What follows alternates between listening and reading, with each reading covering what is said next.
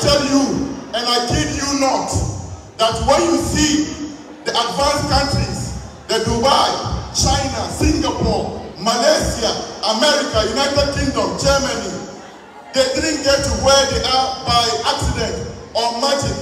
They got there simply because of leadership. Leadership. Leadership. Leadership. Here, if Ghana is going to become the Dubai of Africa, the America of Africa, what we need is a good leader. A leader who thinks about the youth. A leader who understands the youth. And a leader who will work for the youth. And between the two main candidates, Dr. Mahmoud Bawumia and John Dramani Mahama, Dr. Mahmoud Bawumia stands tall, has the vision, has the capacity, has the integrity, has the credibility to take us to the next level.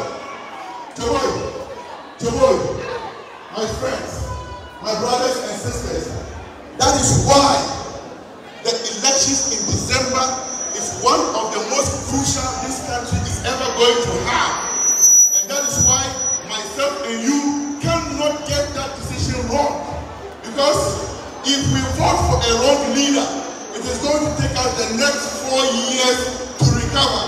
But if we vote for a good leader, that leader is going to take us to the next level. And that is the era of artificial intelligence, AI, robotics, and all the good things that youths can talk about. My brothers and sisters, when we are going to vote, ask yourself, which leader can you guarantee that when you finish school, you will get a job? Which leader are you going to vote for? And be sure that the resources of this country is in safe hands. And I tell you, I, Salam Mustafa, the National Youth Organizer of the New Patriotic Party, I can put my hand in the fire for His Excellency the Vice President. In fact, not just my finger, not just my hand, I can put my entire body in the fire for him and say, for he will not be there for money. At this particular time, and he's a rescuer that is going to take us to the next level. So I implore you and I urge you, as we go back to our homes, our hostels, let's campaign amongst our friends, amongst our colleagues, amongst our parents, anybody in the social media handle. Just post Dr. Bawumia's flyer every single day, and you will be part of the history that is coming. And I can assure you, it's a victory that is going to change your life, and change mine, and change the destiny of this country for the better. Thank you, and God bless us all.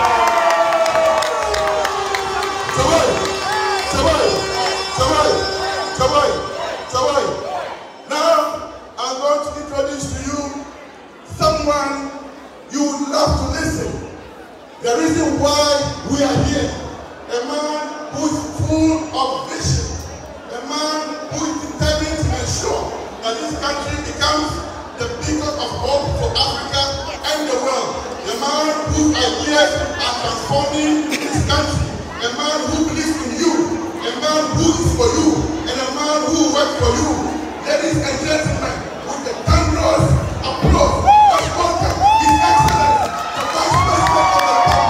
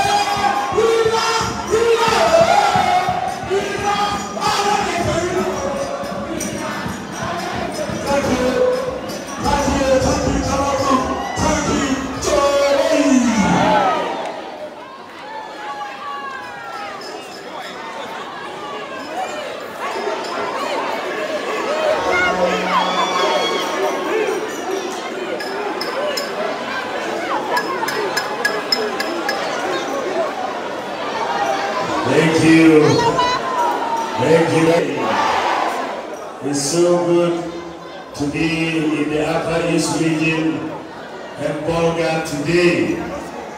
I come to you as the presidential candidate for the New Patriotic Party for the 2024 election.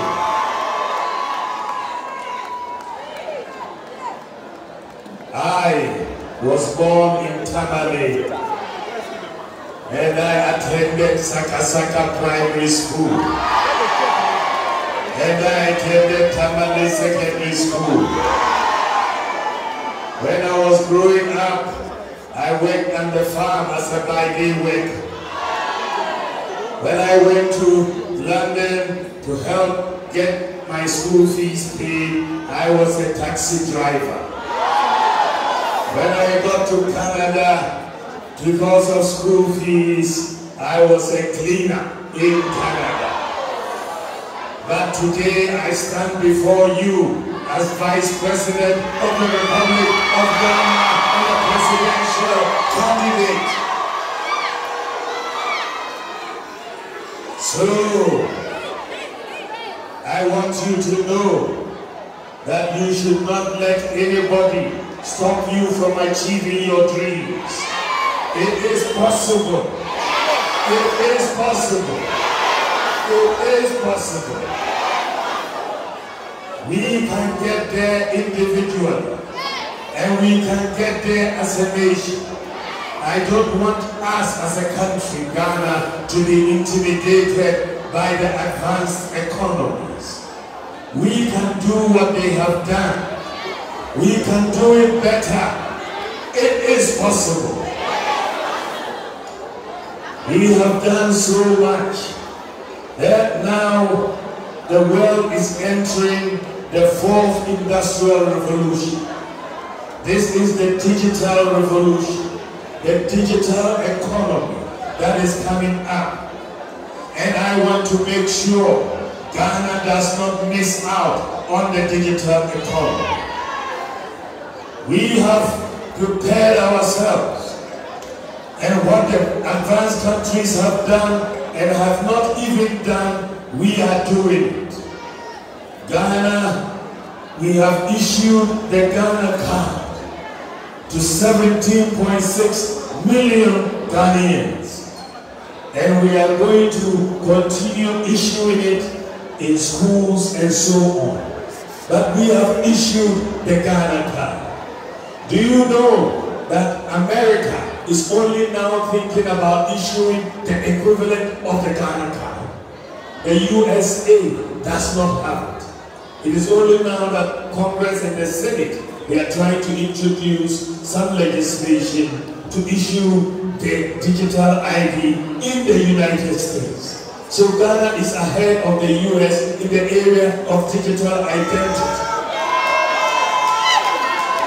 Do you know that in Europe, in the EU, they don't have digital identities across? They have given their countries up to 2028 to issue for all of the EU the equivalent of the Ghana card to their citizens. So we are able to do things that they have not yet done even in the advanced countries. And today, the Ghana card has become a very, very important instrument for us. Today with the Ghana card, you know that you do not need a guarantor to get a student loan. With the Ghana card, if you go abroad and your passport gets missing, you can take your Ghana card and board a plane and come back to Ghana. Today, the Ghana card has allowed us to eliminate ghost workers from the public sector payroll. We have eliminated ghost workers from SNIT, ghost pensioners, from the National Service Secretariat, from the Controller and Accountant General payroll. Why are we able to do this? Because we are requiring that every worker has a Ghana card so that we can check your fingerprints. And ghost workers don't have fingerprints, so they all run away. have issued the Ghana card, and it is going to make it easier for all of us. One of the new policies I'm going to introduce by the grace of God next year is a policy that the application of passports is going to be very easy. Next year, if you have a Ghana card, you do not need to apply and fill forms separately for a passport. All the information you need for a passport is on the Ghana card. So you just get to the website and put in your Ghana card number, pay your fee, and they will print your passport for you. And that will be the end of the matter. So we are able to do so much that many advanced countries have not yet gotten there. But one of the sweet things that we've started in this country is that when you give birth to a child today in the hospital and you take that child for weighing, you will be able to apply and obtain the Ghana card number for the child and the birth certificate number for the child simultaneously. They will all be given. This is what happens abroad. This is what happens in Abrotiri, and that is what is happening in Ghana today. We have also moved on, and we have issued a digital address system in Ghana. Ghana must be one of 2 countries in the whole world that is operating a wholesale digital address system. 2 countries in the whole world. 2 that was operating a digital address system. There's nowhere in Ghana that doesn't have a digital address. And therefore we can do e-commerce, we can travel to places without requiring the whole idea of give me the direction, the cocoa seller is here, the blue house, the big tree, all of that is gone. You have now moved on for us to implement what we call mobile money interoperability.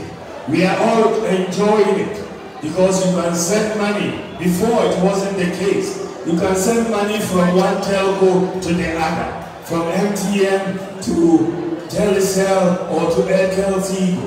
That didn't used to be the case. But what is more important in Ghana today is that you can send money from a Momo account to a bank account, from a bank account to a Momo account. Ghana is the only country in Africa that has been able to do this so far. The only country. We are at the forefront. The United States of America has not yet introduced mobile money interoperability. They are now trying to do it. The Federal Reserve, the central bank there, is now raising the discussions for the introduction of mobile money interoperability in the United States. So Ghana is ahead in Africa, and we are ahead in the world. We're one of the fastest, we are the fastest growing mobile money market in Africa. And we have become #1 in Africa in terms of financial access to financial inclusion, because the majority of adults in Ghana have a mobile money account. And that mobile money account, because of interoperability, works just like a bank account. And so we have major financial inclusion. It didn't used to be the case. Today, we have brought zip-line drone technology to Ghana to deliver medicines, blood, vaccines across the country. 2,800 hospitals. Drones are delivering medicines every day, saving lives every day. This is one of the most important interventions that our government has done. I got this experience where my father died so painfully at Tamale Teaching Hospital because we were looking for blood that night of his operation and we couldn't find it. The blood bank was closed. We couldn't find it. And unfortunately by the morning he had passed away. So when I heard about zip-line drone technology, I got up and went to San Francisco with a team. and met the company. And I said, I want you to come and set up in Ghana and help us to save lives. And we have set up in Ghana and we are saving lives. And what is interesting is that in the whole world, Ghana is now #1 in the medical drone delivery services. The whole world, we are #1. The largest medical drone delivery service in the entire world is from Ghana. And this is so good. And all the drone centers are 100% manned by young Ghanaians. No foreigners are manning our drone flight operations. And just recently, a few months ago, a company in San Francisco came to recruit someone from Ghana to go and lead a team in San Francisco on drone flight operation. And we are leading the world. And so it is very, very important that we understand that we can beat the world. It is possible. We are doing things in Ghana that we don't even understand, that we are ahead of the rest of the world in these things. We have just completed the e-pharmacy system in Ghana. That is what is the e-pharmacy system. We have put all pharmacies in Ghana on one platform. All pharmacies in Ghana, including 24 pharmacies in the Upper East region who are on the platform.